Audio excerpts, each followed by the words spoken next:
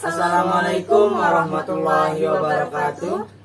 Pada kesempatan kali ini, kami akan melakukan praktikum koagulasi protein atau penggumpalan protein, yang mana penggumpalan protein ini merupakan salah satu ciri denaturasi protein. Sebelum kami melakukan praktikum ini, kami akan memperkenalkan diri terlebih dahulu. Nama saya Hasna Mega Utami, NIM B1D020093, mahasiswa Fakultas Peternakan Universitas Mataram.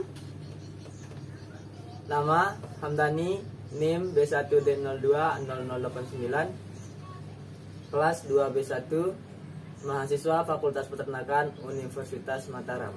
Perkenalkan, nama saya Ilham Shah, NIM B1D020106, kelas 2B1, mahasiswa Fakultas Peternakan Universitas Mataram.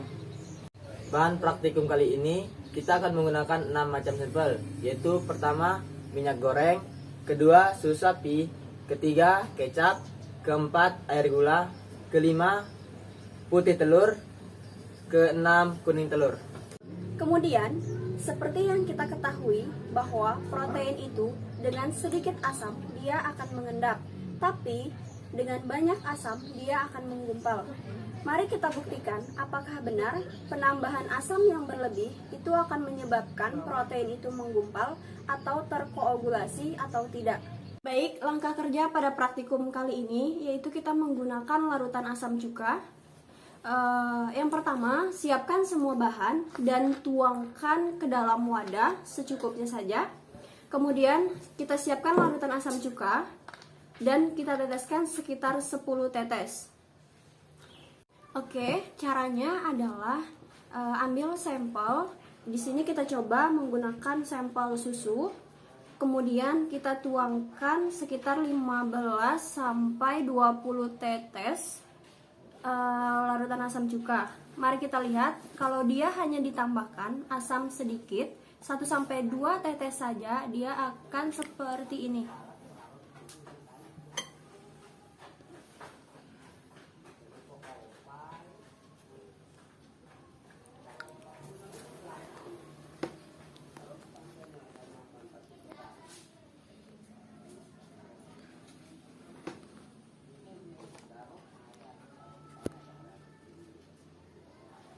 Nah, di sini dia terjadi pengendapan. Kemudian jika ditambahkan asam yang berlebihan, dia akan menggumpal. Tadi kita sudah teteskan sebanyak 2 tetes, sekarang kita tambahkan lagi sampai 20 tetes. 3, 4, 5, 6, 7, 8, 9, 10, 11, 12, 13, 14, 15, 16, 17, 18, 19, 20. Bisa kita lihat di sini ada gumpalan.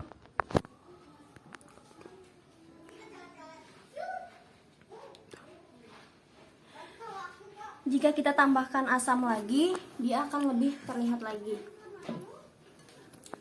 Dengan demikian, pada susu dengan penambahan larutan asam cuka berlebihan akan memberikan gumpalan, berarti reaksi ini hasilnya adalah positif menghasilkan gumpalan atau koagulan. Baik, di sini di antara yang lainnya, satu jenis sampel yaitu sampel minyak.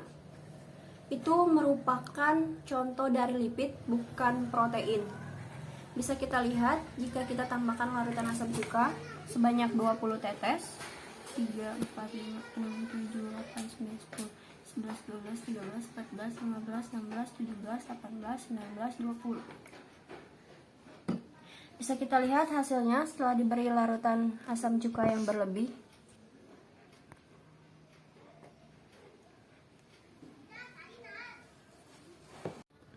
Kemudian kita lakukan juga hal yang sama pada kelima sampel lainnya. Kuncinya di sini adalah asam cuka yang diberikan harus berlebih.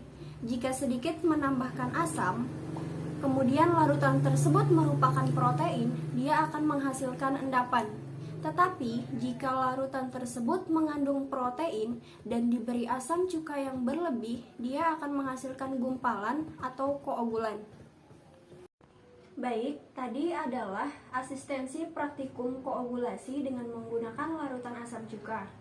Kemudian kita akan melanjutkan praktikum berikutnya. Kita akan menguji penggumpalan koagulasi protein dengan metode kedua. Setelah sebelumnya kita melakukan penambahan asam cuka untuk menghasilkan protein. Nah, caranya adalah kita panaskan air dengan kompor biasa, kemudian kita rebus airnya sampai mendidih. Semua sampel diuji dengan hal yang sama. Jika airnya sudah mendidih, kita letakkan sampel di dalam pemanas air ini.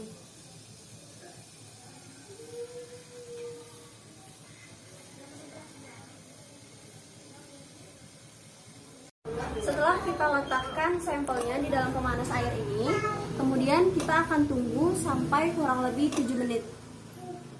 Kemudian setelah 7 menit, kita lihat hasilnya ada gumpalan atau terombulasi atau tidak. Kalau dia menghasilkan gumpalan, berarti hasilnya positif. Kalau tidak menghasilkan gumpalan, berarti hasilnya negatif. Setelah 7 menit, Anda lihat ini adalah gumpalan-gumpalan pada sampel putih telur. Berarti hasilnya adalah positif. Artinya apa? Berarti jika putih telur ini dipanaskan, maka dia akan menghasilkan gumpalan. Jadi putih telur ini telah mengalami denaturasi yang ditandai dengan terjadinya gumpalan. Sekian praktikum yang dapat kami lakukan. Lebih kurangnya mohon maaf. Wabillahi taufiq wal hidayah. Wassalamualaikum warahmatullahi wabarakatuh.